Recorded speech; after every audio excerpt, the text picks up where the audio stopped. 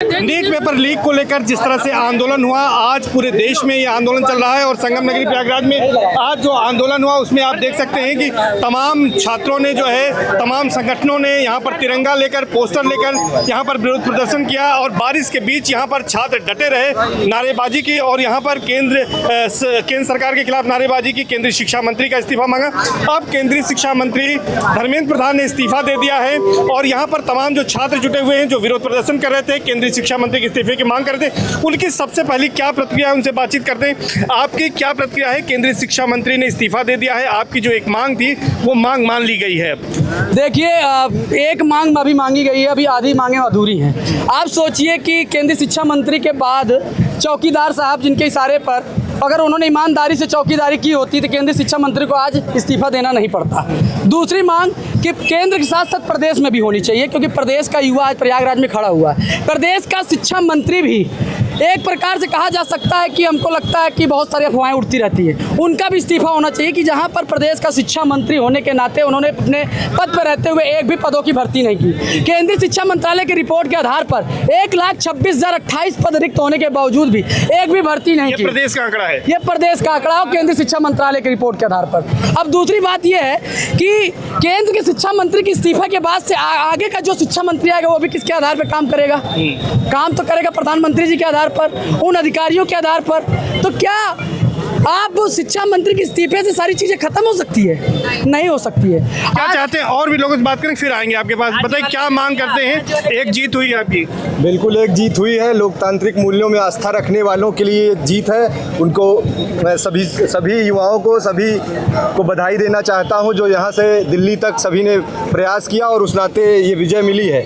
लेकिन अभी ये जो 21 छात्रों ने जो सुसाइड की, उसकी जिम्मेदारी कौन लेगा? उसके बाद अगला कदम आता है कि इन्होंने बर्बर लाठी चार्ज किया। हमारी एक बहन जो आंदोलन करते हुए वहाँ उसका अपुष्ट खबरें आ गई रही हैं कि वो शहीद हो गई है, लेकिन उसको सरकार ने वेंटिलेटर पर रखकर न्यूज छुपाए रखी है। तो उसके लिए अकाउंटेबिलिटी किसकी है? उसके साथ साथ अमित शाह जो गृह मंत्री हैं, जिनके अंदर दिल्ली पुलिस आती है, जिनके अंदर पैरामिलिट्री आती है, उनकी भी अकाउंटेबिलिटी तय होनी चाहिए। वो भी जवाब दें, सदन में जवाब दें कि आपने एक शांतिपूर्ण प्रदर्शन पर क्यों बर्बर लाठी चार्ज किया। बिल्कुल। और भी आधी आबादी है यहाँ पर महिलाओं की, बढ़ चढ़ कर इसमें देखा गया कि जो यूथ है और महिलाएं हैं उन्होंने भी आंदोलन किया, आप लोग भी शामिल हैं। क्या कहेंगे इसको कि धर्मेंद्र प्रधान ने इस्तीफा दे दिया है, आगे क्या मांगे आप लोगों की? जी बिल्कुल, बहुत बहुत धन्यवाद मोदी जी का कि सराहनीय काम किए हैं और युवाओं के पक्ष में फैसला दिए हैं। और अगर ये 2024 के इससे पहले से भी बहुत पेपर लीक होते रहे, 24 में भी बहुत धरना हुआ था, हम लोग साथ में मिल के आंदोलन किए थे, लेकिन श्रीनेत का इस्तीफा नहीं हुआ था। आज जो किए सराहनीय है, लेकिन जो हुआ आगे से जो भी वैकेंसियाँ आ रही हैं, जो भी पेपर हो रहे हैं, जो भी पेपर लीक होते हैं, अगर सही से नहीं काम किया गया तो हम लोग सबका इस्तीफा लेंगे। जितने सारे मंत्री हैं और सारे प्रदेश तो छोड़िए, पूरे भारत में सारे युवा इकट्ठित होंगे। अगर आप कहिए तो सारे काकरोच पार्टी, हम सारे युवा एक होंगे। अगर नहीं हम लोग की डिमांड मानी गई और पेपर हो गया, लीक हो गया, ठीक है, सांत्वना चुनाव प्रचार है, उसके लिए आप जो भी फैसला लेते हैं ठीक है, सराहनीय है। आगे से भी कोई भी पेपर लीक होता है, कोई भी वैकेंसी क्लियर नहीं होती है, हम सारे युवा संगठित होकर एक होंगे, ये हम लोग को वादा करके यहाँ से जाना है। बिल्कुल। आपके हाथ में एक पोस्टर भी है, क्या मांग कर रहे हैं आप लोग? अब शिक्षा मंत्री ने इस्तीफा हालांकि दे दिया है। सर, मैं 8 सालों से शिक्षक भर्ती मांग कर रहा हूं। धर्मेंद्र प्रधान का तो अभी इस्तीफा हुआ है, उससे हम लोग संतुष्ट नहीं हैं, क्योंकि यूपी में भी हम लोगों को भर्ती देखना है। मेन मुद्दा मेरा शिक्षक भर्ती का है। 8 सालों से हम लोग संघर्ष कर रहे हैं, भर्ती की मांग कर रहे हैं। आए गए दिन पेपरों में निकलता है कि इतनी पद खाली हैं, कभी 1,83,000 पद खाली दिखाया जाता है, कभी 63,000 दिखाया जाता है, कभी 36,000 दिखाया जाता है, कभी 11,000 दिखाया जाता है, कभी 22,000 दिखाया जाता है, कभी सरप्लस दिखाया जाता है। ये सब हमको पेपर में और लॉलीपॉप दिया जाता है। बस मेन मुद्दा हमको शिक्षक भर्ती 97,000 चाहिए। शिक्षक भर्ती चाहिए। मैम, आप लोग भी आई हैं यहाँ पर, लगातार आंदोलन में साथ हैं आप लोग, क्या चाहती हैं शिक्षा मंत्री के इस्तीफे के बाद? अभी क्या मांग है?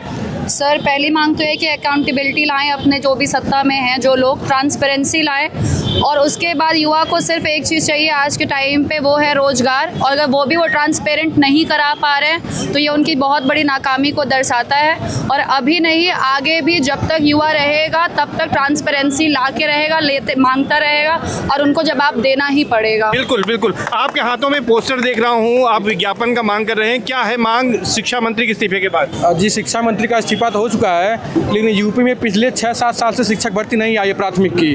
हमारी मांग है कि प्राथमिक शिक्षक भर्ती लाई जाए और उसका पेपरों में नहीं, असल में उसका विज्ञापन जारी हो और उसका मात्र 11,000 नहीं 50,000 प्लस पद लाया जाए।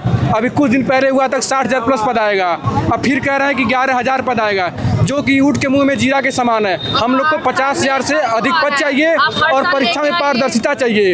ये नहीं कि धांधली से हो जाए, पेपर लीक हो जाए, ऐसा कुछ नहीं। हमें ईमानदारी से 50,000 पद दीजिए और हम लोग की भर्ती करवाइए, अच्छे से पेपर करवाइए। तो निश्चित तौर पर नीट पेपर आंदोलन को लेकर जिस तरह का विरोध प्रदर्शन हुआ, आज उसके बाद केंद्रीय शिक्षा मंत्री का इस्तीफा हुआ, तमाम जो छात्र हैं वो उससे खुश हैं। उनका कहना है कि एक बड़ी जीत हुई है, लेकिन अभी भी भर्ती परीक्षाओं में पारदर्शिता लाई जाए और जो रिक्त पद हैं उन रिक्त पदों पर भर्ती निकाली जाए और सभी जो युवा हैं उनको नौकरी दी जाए। जब तक ये नहीं होगा, सड़क पर इसी तरह से युवा आते रहेंगे और अपने अधिकारों के लिए लड़ाई लड़ते रहेंगे। सर्वेश दुबे, न्यूज़ 18 प्रयागराज।